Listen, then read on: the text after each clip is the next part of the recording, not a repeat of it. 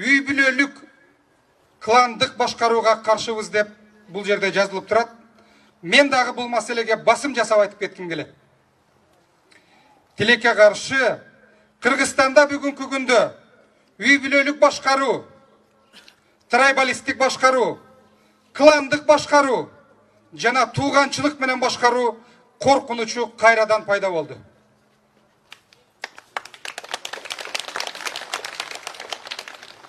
Президенттин үй бүлөсүнүн жакындарынын бардыгынын бүгүнкү күндө бийликте отурушу үй бүлөлүк башкарууну бизге кайрадан жакындатып койду.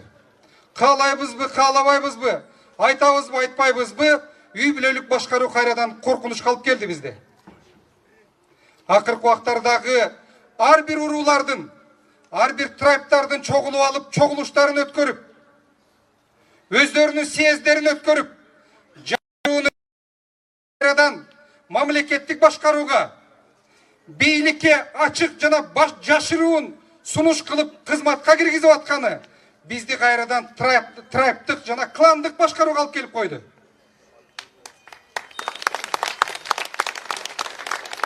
Акыркы убактарда ошол трайбтардын туугандарынын мүчөлөрүнүн маанилүү мамлекеттик кызматтарга келип атышы мүмкүн жөнөкөй эл байкабайт аны. Бирок биз саясатчылар, саясатты жакшы билген адамдар биз билебиз.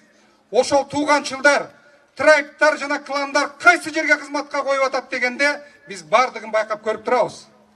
Бул кайрадан Кыргызстанда үй бүлөлүк башкаруу, кландык башкаруу жакындап келатканынын далили болуп эсептелет. Мен азыркы президентке, анын жакындарына, өкмөткө эскертип айткым келет. Бул биздин Кыргызстандын жана азыркы президенттин жолу эмес. Силер туура эмес багытка кете баштадыңар. Биз ошону эскертебиз силерге. Үчүнчү маселе.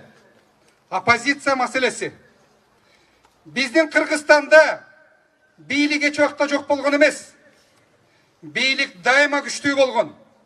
Анткени биз дайыма президенттик башкарууда жашайбыз. Ошон үчүн азыр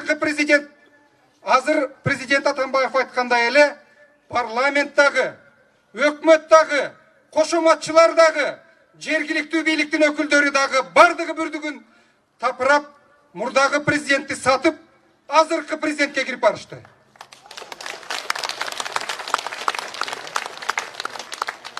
Бул ал саясатчыларга, өкмөттүн мүчөлөрүнө, парламенттин мүчөлөрүнө кадыр бар авторитет алып келбейт. Бул алар үчүн айбагандай уят нерсе болуп эсептелет. Эмне үчүн мен бул жерде оппозицияга басып айтып атам?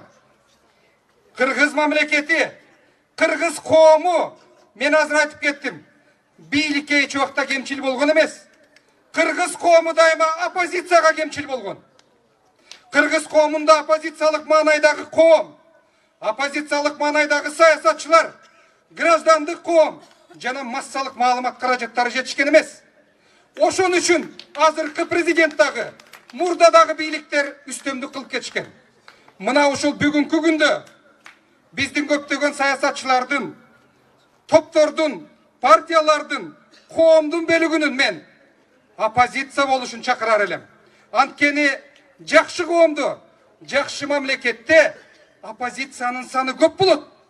Бийлик оппозициядан гана коркот.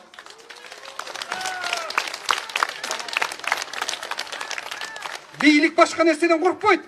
Бийликти коркута турган, бийликти кармай ала турган, бийликке баланс жарата турган, бийликке карама-каршылык көрсөтө турган бул оппозиция гана болуп эсептелет. Башка жок дүйнөдө эч кандай. Ошондуктан Атамбаев башында турган, мурдагы президент болсо дагы, саясат кылып аткандар болсо дагы, мен бүгүнкү күндө социал-демократтардын Атамбаев башында турган оппозицияга өттүк дешин толугу менен колдойм. Жана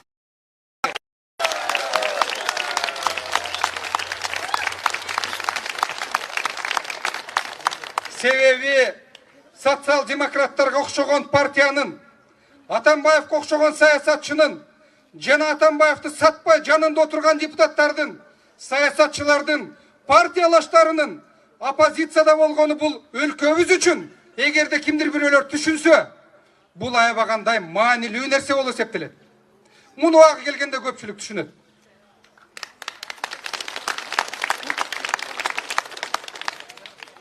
Төртүнчү маселе. Социал-демократтар партиясы тарыхындагы оор заман. Мен бардыңар бүгүнкү күндө ушул жерге келген түшүнөм. Анткени саткынчылык маселеси партияңардын бир канатын сындырып кетти. Партияңарды аябагандай оор кризиске алып келип такады. Саткындар дайыма тарыхта болгон. Азыркы күндөгү партияларыңардын ичиндеги депутаттардын, мурдагы өкмөт мүчөлөрүнүн сатып кеткени бул бир жагынан оор болсо, экинчи жагынан силер үчүн аябагандай чоң эшик ачып атат.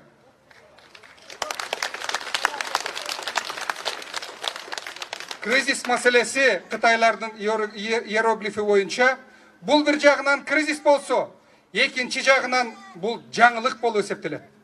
Социал-демократтардын жаңы мүчөлөрдү алганга, өзгөчө жаңы жаш саясатчыларга басым жасаганга жаңы мүмкүнчүлүктөрүңөр пайда болду.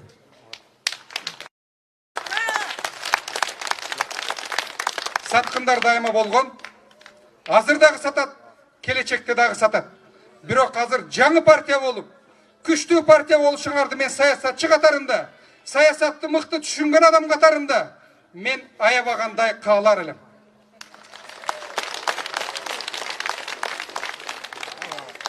Партияңарды саткандарды, Атамбаевди саткандарды мен түшүнбөйм. Себеби мен Атамбаевга 7 жыл оппозиция болгон саясатчымын. Сыймыктанып айталам.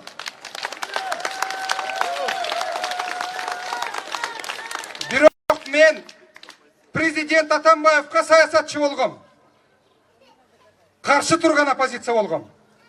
Ал эми оппозициядагы Атамбаевга мен оппозиция боло албайм.